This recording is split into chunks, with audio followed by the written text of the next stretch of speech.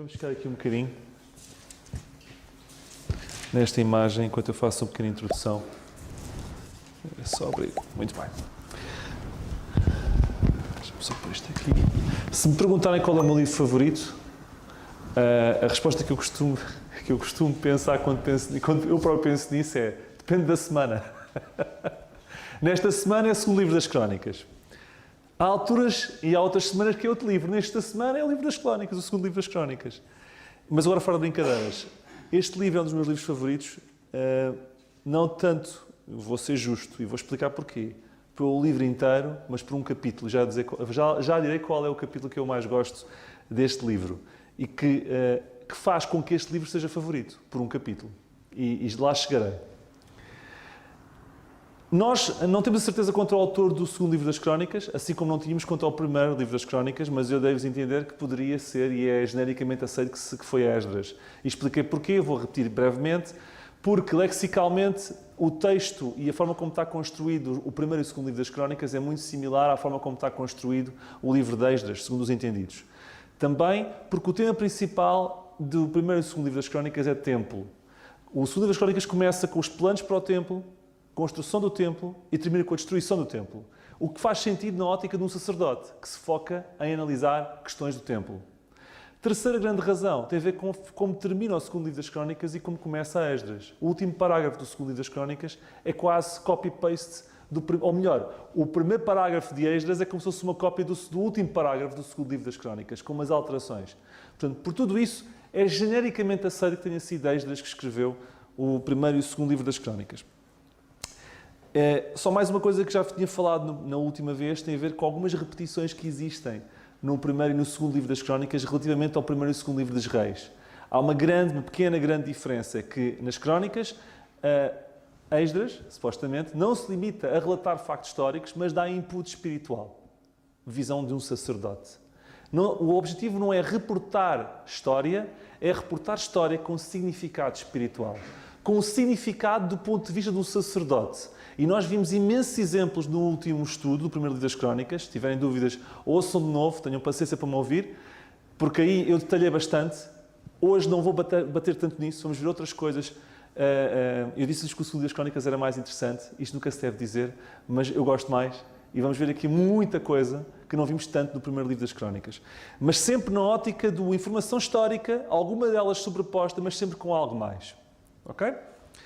O segundo livro das Crónicas, o tema é da qualidade ao cativeiro ou da excelência ao exílio. Eu estava na dúvida qual deles é que ficava, mas o achei que ficava melhor. Excelência, exílio. Sabe como é que é? Essas coisas da malta ligada ao marketing, a Ruth está-se a rir. Isto pensei, excelência ao exílio ou da qualidade ao cativeiro? Não, isso é muito complicado. Excelência ao exílio. Mas viram diz que toca ao mesmo. Eles começaram muito bem. O segundo das Crónicas começa muitíssimo bem. Eles estão ali no apogeu. Salomão em grande, tudo em grande. E como é que termina o segundo das Crónicas? Nabucodonosor, a arrasar Jerusalém e arrasar o templo. Começa com a construção e planos para a construção do templo e termina com a destruição do templo. Excelência ao exílio, qualidade ao cativeiro. Por isso é que eu pus esta seta assim, porque é isto que acontece. Vamos ver exatamente isto hoje, ok? Uma aplicação muito prática. Eu acredito que Deus quer que nós vivamos vidas com qualidade. Certo? Aliás, nós vemos na Bíblia que Jesus disse: eu vim para que tenham vida e a tenham com abundância. Eu não vos estou a dizer que vamos ser todos ricos. O que vos quero dizer é que eu acredito que Deus quer que todos nós vivamos felizes com o que temos. O que é completamente diferente de ter muito. O segredo não é ter muito. O que Deus promete é que pode nos ajudar a ser felizes com o que temos. Porque Ele nunca promete que teremos sempre muito dinheiro. O que Ele promete é que tem um segredo de nos ajudar a ser felizes com o que temos. E isso é vida com abundância. Isso é qualidade de vida. E isso é o que eles tinham no início e que abdicaram porque largaram Deus. E quando nós largamos Deus, nós perdemos esta qualidade de vida. E o que vem a seguir é castanhada, é cativeiro, é exílio. E por isso é que o segundo das Crónicas deve ser um chamariz para nós hoje. Tenhamos atenção em não largar a Deus, porque é Deus que dá a qualidade de vida que nós poderemos almejar. Porque quando nós largamos Deus, o que vem a seguir e como terminamos nunca é bom. E vamos ver como é que este livro termina, ok? Curiosidades. Se nós lemos a Bíblia hebraica, eu não a trouxe, lamento. O apocalipse deles é o segundo livro das Crónicas. É o último livro da Bíblia hebraica. Termina com a destruição do templo. É o apocalipse deles. Ok? É o último livro deles. No segundo livro das Crónicas, temos aqui o maior exército registado na Bíblia. 1 milhão de homens. Ok? Outro facto interessante. Outro facto interessante, temos aqui o registro do rei mais novo, Joás, com 7 anos. Imaginem um indivíduo um pouco mais velho que o meu Daniel a querer governar Portugal. É desgraça. Felizmente Deus estava no controle da coisa e a coisa não era feita como Joás queria. Mas Joás, 7 anos. Temos também outro facto curioso, conversão do rei mais iníquo da história de Judá, Manassés. Ele fez 30 por uma linha e Deus converte-o. Ok? Ele se converte. Então, próxima imagem, vamos começar. Podes pôr as 3. Isto é um resumo do segundo livro das Crónicas. Nós podemos dividir este livro em 3 secções. O reino de Salomão, e o reino de Salomão é materializado na construção do templo, é o expoente máximo do legado de Salomão. Ok? Vemos no capítulo 10 ou 12, os primeiros 9 capítulos, no capítulo 10 ou 12, divisão do reino. David, já falaste sobre isso? Óbvio, já falei sobre isso, mas a Bíblia está a repetir. Eu tenho que fazer um voo sobre a Bíblia, tenho que repetir outra vez. Mas, para já, serve de segurança para vós. Segundo, vou procurar abordar coisas que não abordei antes. Ok? Eu vou procurar falar do que já falei, mas dando-vos inputs novos. Divisão do reino, do capítulo 10 ao 12. E vemos aqui uma pintura que retrata o exílio, o cativeiro de Judá, ao sair de Jerusalém a arder, depois que Nabucodonosor a destruiu. Começa com o templo, alto e bom som, termina com o templo arrasado e Jerusalém arrasada. Ok? Isto é um pequeno resumo. Vamos começar então com a primeira secção. Ok. Muito bem. Antes disso, Salomão reinou durante 40 anos, aproximadamente entre o ano 971 a.C. e 931 a.C. E ele liderou o Reino Unido. Não foi o Reino Unido da Grã-Bretanha, foi o Reino Unido de Judá e Israel. Ok? Foi uma era dourada, ele teve paz, o território cresceu bastante. Foi realmente, faz lembrar o período pós-guerra dos Estados Unidos, da Segunda Guerra Mundial, em que era prometido um carro em cada garagem e uma máquina de lavar roupa e louça em cada cozinha. Isto era o período de boom pós-guerra, isto era o período tipo boom de Israel. Tipo, toda a gente não tinha um camelo em cada tenda e um belo poço em cada quintal. Ok, estou agora a brincar, mas era um período de boom, um período de crescimento, um período que as pessoas davam bem, estavam felizes. Estavam com qualidade de vida, estão a ver? Era assim que estavam neste período. Vamos ler então Crónicas 1:1. E Salomão, filho de Davi, se esforçou no seu reino e o Senhor, seu Deus, era com ele e o magnificou grandemente. Isto faz lembrar o Salmo 75, 6 e 7 que eu cito. Nem do Oriente, nem do Ocidente, nem do deserto vem exaltação, mas Deus é o juiz, a um abate e outro exalta. Vemos aqui que Deus o magnificou. Eu quero dizer-vos que quem tornou Salomão especial não foi David, não foi o povo, foi Deus. Salomão foi o que foi porque Deus assim o quis. Porque é Deus que exalta e é Deus que abate. É Deus que levanta e é Deus que tira. Mesmo os governantes, não se enganem, não, somos nós que votamos neles, mas é Deus que os coloca lá e que nos usa nesse sentido. Ok? Tudo faz parte da providência divina. Mas é Deus que faz isso. Lembremos que se quando temos ou somos alguma coisa, isso não se deve a nós, mas deve-se a Deus que nos deu ou que nos fez. É sempre Ele. Ok? E quando Ele também nos tirar, lembremos que também é Deus que tira. Lembram-se o que Jó disse quando perdeu tudo? O Senhor o deu, o Senhor o tomou, bendito seja o nome do Senhor. Vamos perceber que o mesmo Deus que nos dá tudo é o mesmo Deus que nos pode tirar tudo. E isto muitas vezes não é fácil de entender quando nos calha a nós. Quando estamos em teoria a falar, é relativamente fácil, mas quando nos bate à porta, não é tão fácil, mas não deixa de ser verdade. Ok? Versículo 3 e 4.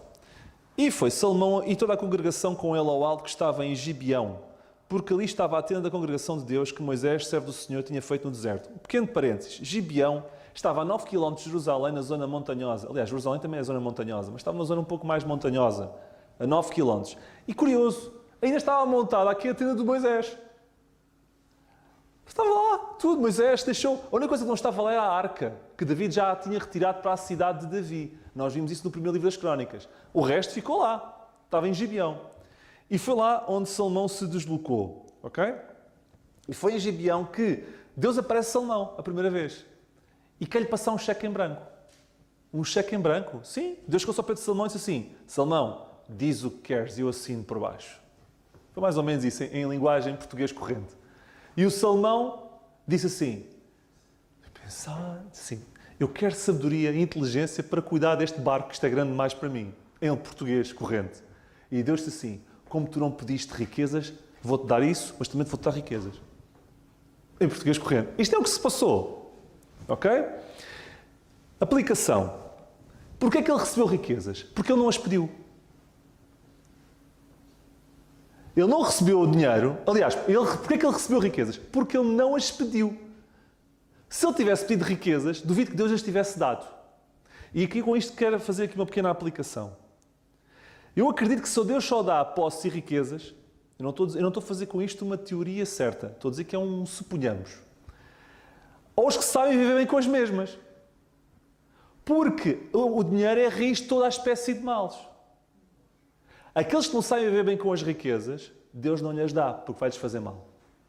E neste ponto, Salomão estava preparado para isso porque não as buscava. E como não as buscava, Deus também não se importou de lhe dar, porque sabia que não o iria corromper.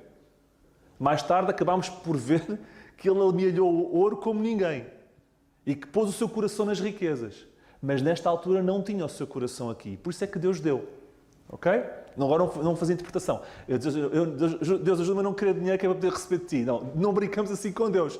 Deus não é um gênio da lâmpada em que possamos achar que podemos brincar com Deus. Mas eu acredito que Deus dá, nem sempre, atenção. Isto não é um facto certeiro. Quem sou eu para poder dizer isso? Mas neste caso eu vejo que Deus deu a Salomão o que deu porque ele não pediu isso. Ok? Vamos fazer aqui uma radiografia ao reinado de Salomão. Versículo 15 do capítulo 1. Este versículo espelha o que é que foi o reinado de Salomão. E fez o rei que houvesse ouro e prata em Jerusalém como pedras. Só isto. Eu nunca fui a Israel, mas as pessoas que lá vão dizem que Israel tem abundância em muita coisa. Uma delas é pedras e rochas. Aquilo é pedras, aquilo é rochas, nunca mais acaba. Dizer que eles tiveram ouro e prata como pedras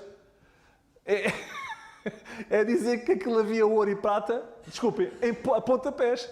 Aquilo havia fartura de ouro e fartura de prata. Eu acho que isto é um belo quadro do... Obrigado, também estás a pôr. Isto é um belo... Não me vou preocupar com isso. Isto é um belo quadro do reinado de Salomão. Havia ouro e prata como pedras. Eu nem faço comentários. Portanto, acho que estamos falados quanto à radiografia do poder e da riqueza do reino de Salomão. O tabernáculo estava em Gibeon, como vimos, mas não existia um local de adoração central do reino. Aquilo não deixava de ser. Tínhamos a Arca da Aliança na cidade de David, tínhamos o tabernáculo sem a Arca em Gibeão, mas não havia um local central de adoração do reino. E David lembra-se, não, eu tenho que tratar disto, eu quero construir um templo para Deus. E Deus, como vimos no último estudo, não, David, tu não vais mexer nisto porque tu tens as mãos manchadas de sangue. És um tipo violento. Eu vou dar isto, a tarefa ao teu filho. Mas foi David que preparou tudo. Desenhou, preparou, fez aquilo, só não pôs a mão na massa, mas praticamente pensou em tudo, como também já vimos. E foi o seu filho que concretizou, carregou no botão. E chamou o templo de Salomão. É muito injusto. Eu acho injusto. Quer dizer, o Salomão carrega no botão para fazer o que David preparou. E o templo é de Salomão, não é de David. Mas pronto, isto é à parte, é uma tristeza que eu tenho. Eu acho que devia ser o templo de David. Está errado, mas isto é apenas um parênteses. Devia-se chamar Templo de David. Desculpem lá, porque quem teve o desejo foi o David, quem preparou tudo foi o David, o outro carrega no botão Templo de Salomão. Não acho bem. Mas é apenas à parte. Estou a brincar, obviamente. Então, no capítulo 2, 3 e 4, nós vemos Salomão construir o templo e a preparar tudo. E no capítulo 2, vemos que ele vai contacta um velho amigo de David, que é o rei de Tiro do atual Líbano, um senhor chamado Irão, e pede-lhe cedros com fartura, porque sabem que a bandeira do Líbano tem o quê no meio? Um cedro. Porquê? Porque aquilo era uma terra que tinha muitos cedros, ainda hoje tem alguns, menos, mas cedros e cedros à séria. E aquela árvore, ainda há pouco tempo, vi um programa qualquer, que juntamente ao lado da mesquita de Al-Aqsa, existe outro espaço para fins religiosos muçulmanos e que em escavações feitas há muito tempo tinham fotografias que encontraram vigas ainda de cedros que calculam ainda faziam parte do templo. Veja o tempo que aquilo durou debaixo de terra. Mas vigas a sério.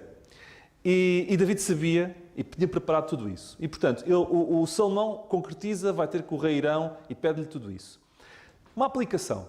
Os primeiros 10 capítulos do segundo livro de Crónicas falam-nos de apenas uma coisa. Templo. Templo, templo, templo, templo. Quantos capítulos é que Deus dedica a falar sobre a criação? 2. Certo? Quantos capítulos é que Deus fala sobre o templo? Aqui só no segundo das Crónicas, 10. Só um pequeno exemplo. Eu acho que Deus se preocupa claramente muito mais que nós entendamos mais o que é adorar a Deus do que em conhecer o processo criativo de como tudo começou. E quem vos fala é alguém que gosta de estudar esse processo criativo. Mas aquela questão, os dinossauros existiram quando? Antes ou depois? Então, mas se isso eram carnívoros, como é que comiam vegetais? Epá, esqueçam isso. Isso não é tão importante assim. Tudo bem, tem a sua importância, é curioso, faz bem. Mas o mais importante é perceber o processo da adoração. 10 capítulos para falar sobre adoração, 2 capítulos para falar sobre criação. É uma à parte. A verdadeira adoração é feita, e toda a gente sabe disso, fora destas paredes. Estar aqui dentro, adorar é fácil. Mas a adoração verdadeira é feita com as nossas escolhas lá fora. É feita com as nossas decisões lá fora. É feita com os nossos pensamentos lá fora. Aí é que adoramos. Não é aqui. Aqui é muito fácil. Este segundo livro das Crónicas tem uma palavra em excesso. Sabe qual é a palavra? Casa. Mas não é casa do Salomão, nem é casa de nenhum daqueles homens. Templo. 150 vezes a palavra casa aparece. Sempre associada a templo. 150 vezes. E, portanto, o templo é o foco deste livro e a adoração deve ser o foco das nossas vidas. Isto é uma interpretação indireta do segundo livro das Crónicas. Capítulo 3, versículos 1 e 2. Começou Salomão a edificar a casa... São 36 capítulos. Isto vai ter que ser um voo... Não é rápido, ultrassónico. Eu começo sempre muito devagar. Sabem que os aviões, quando levantam voo, aquilo no princípio quer muito combustível, nunca arrança muito. Quando chega a velocidade de cruzeiro é que acelera. Quando chegamos ao capítulo 12, 13, eu já estou logo no 20. Tenham calma. Não desesperem. Eu estou no 3, mas eu chego lá. Faltam mais uns 33. Salomão pega nas dimensões... capítulo 3, versículo 1 e 2. Salomão começou a edificar a casa do Senhor em Jerusalém, no Monte de Moriá, onde o Senhor se tinha mostrado a David, seu pai, no lugar em que David tinha preparado na era de Ornã, o Jebuseu. E começou a edificar no segundo mês, no dia segundo, no ano quarto do seu reinado. O que é que Salomão faz? Com as indicações que o seu pai tinha dado, pega nas medidas do tabernáculo e multiplica por 2. Se o tabernáculo tinha 14 metros de profundidade, o templo fica com 28. Se o tabernáculo tinha 4 metros de largura, o templo tem 8. E o templo tem a altura, fica com a altura de 14 metros. Foi mais ou menos isto. Lembra-se que no tabernáculo havia uma bacia onde os sacerdotes lavavam os batismos e se purificavam antes de fazer depois e antes de fazer os sacrifícios, ok? Há algo assim também no templo de Salomão, só que não se chama bacia. Sabem o que é que se chama? Mar. Um mar. Um mar dentro do templo. Quero-vos falar sobre o mar que está dentro do templo. Está no capítulo 4. Não vamos ler, mas está no capítulo 4. Fala-nos logo do mar. Eu não estou a brincar. Versículo 2. E fez também o mar de fundição. Ok? E as medidas deste mar eram imponentes, ok? Em metros, porque esqueçam que os côvados, vocês ficam sem perceber, assim como eu tive que fazer as conversões. Em metros, aquele mar tinha 2 metros de altura, uma piscina dentro do templo, 2 metros de altura, 4 metros de diâmetro, num círculo, com 4 metros de diâmetro, e se estivéssemos a fazer a circunferência, dava 13 metros a andar à volta. 13 metros. Aquilo era um mar. A aplicação que queria-vos deixar é a seguinte. Nós vemos, em Apocalipse, também que vai existir um mar. Mas é um mar de vidro, no qual todos os crentes, os remidos, estarão em cima desse mar. Mas esse mar será sólido, já não será instável. Uma pequena aplicação. Aqui, no templo, o mar é um mar de água porque é preciso ainda haver lavagem. Porque a questão da salvação não está resolvida. Mas em Apocalipse nós vemos que a purificação está toda feita. Então os remidos estão em cima desse mar, mas o mar já não é de água, é de vidro, é sólido. Graças ao que o Senhor Jesus Cristo fez. Vemos 2 mares. Aqui um mar, em Apocalipse outro mar. Mas mares completamente diferentes, com estruturas líquida e sólida completamente diferentes, e a diferença é Jesus pelo meio. Ok? Eu acho isto um paralelo interessante. Continuando. No capítulo 5, versículos 1 e 2, nós vemos que é levada a arca da aliança da cidade de David para o templo e acabou toda a obra que Salomão fez para a casa do Senhor, então trouxe Salomão as coisas sagradas de David, seu pai, a prata e o ouro e todos os vasos e pô-los entre os tesouros da casa de Deus. E vemos a seguir que a arca é levada do santuário para o templo. Foram necessários 7 anos e meio, já vou chegar à nuvem, mas podes ser, já, ainda bem que colocaste. Foram necessários 7 anos e meio para construir o templo, ok? E o mesmo foi consagrado com uma grande festa, com muitos sacrifícios, e vemos isso no capítulo 5 e no versículo 13, ok? Uma grande festa, muitos sacrifícios. E vemos aqui, versículo 13, vamos ler. Eles uniformemente tocavam as trombetas e cantavam para fazerem ouvir uma só voz, bendizendo e louvando ao Senhor. E levantando eles as vozes com trombetas e símbolos e outros instrumentos músicos, e bendizendo ao Senhor porque era bom, porque a sua benignidade durava para sempre, a casa se encheu de uma nuvem, a saber, a casa do Senhor. Uma nuvem. Que nuvem é essa? Os judeus, ok, chamam esta nuvem de Shekinah. Eu não conheço hebraico, não sei como é que se pronuncia, é Shekinah, que é a glória de Deus, a presença de Deus. Esta mesma nuvem esteve presente no tabernáculo também. Glória de Deus, ok? E é um sinal que Deus aprovava aquele local como o local onde a sua presença se iria manifestar. E isso foi verificado quando o tabernáculo ficou concluído e verificou-se quando o templo estava a ser preparado também. Ok? É um sinal, é um selo da presença de Deus. No capítulo 6, neste contexto de celebração do templo e de preparação e de conclusão do templo, nós vemos um capítulo fantástico que é a oração de Salomão. Eu não tenho tempo para analisar o capítulo 6 da oração de Salomão, mas quando tiverem tempo em casa leiam, porque é uma oração espetacular, porque nesta oração nós temos de tudo. Nós temos adoração, nós temos temor, nós temos gratidão e no final temos petição. Nós temos os condimentos necessários a uma oração. Salomão aqui ensina-nos a orar, no capítulo 6 do segundo livro das Crónicas. E acabando Salomão de orar, capítulo 7, versículo 1. E acabando Salomão de orar, estou mesmo a ler o versículo, não apenas disse, desceu fogo do céu. Sabem, uma aplicação. Deus nunca fica indiferente às nossas orações sinceras. O que nós gostávamos é que de vez em quando surgisse fogo do céu. Não é? Já está, ora, Deus, eu orei tão bem, eu achei que fiz tudo bem. Mas não há fogo do céu. Muitas vezes Deus não se revela com fogo do céu. Mas quero-vos garantir que Deus responde sempre a uma oração sincera. Pode não ser da forma como nós queremos e no timing que nós queremos. Mas Deus responde sempre. Por vezes Deus não responde com fogo do céu. Mas Deus responde sempre. Não no nosso timing, não na nossa forma, mas Deus responde sempre. Ok?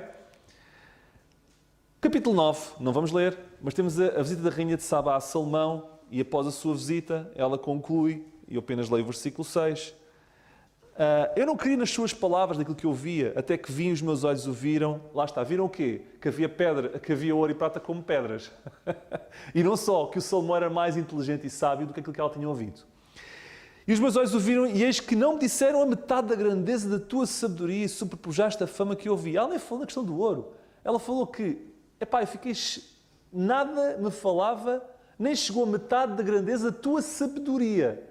Ela não estava a evocar necessariamente a grandeza financeira, mas a grandeza de sabedoria de Salomão.